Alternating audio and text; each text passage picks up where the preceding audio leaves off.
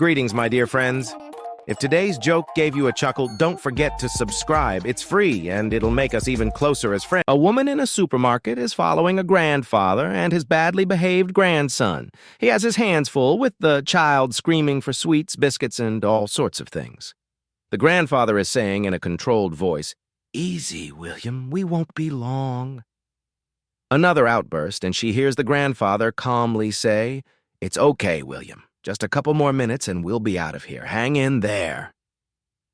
At the checkout, the little horror is throwing items out of the cart. Grandfather says again in a controlled voice, "William, relax, buddy. Don't get upset. We'll be home in 5 minutes. Stay cool, William."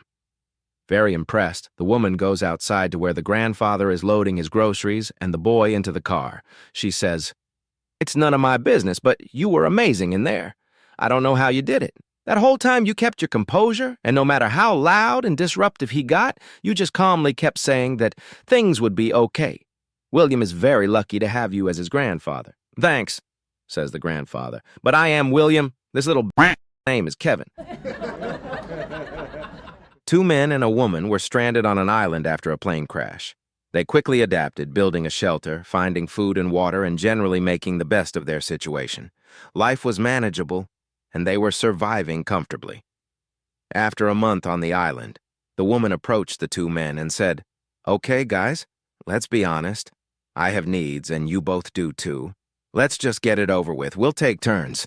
One day it's you," she said to the first man, "and the next, it's the other." For an entire month, the three of them lived out this arrangement, taking turns and indulging their desires. But tragically, after this month of shared companionship, the woman fell ill from a rotten banana or some other unfortunate cause and died. The two men mourned her loss for a week, and then one of them approached the other. "All right, man, let's be honest. I have needs, you have needs. Let's do it. We'll take turns. One day it's you, the next it's me." And so they spent another month taking turns, enjoying each other's company. But eventually, the first man turned to the second and said, "Okay, man, I need to talk to you." The second man responded, "Yeah, I've been thinking the same thing."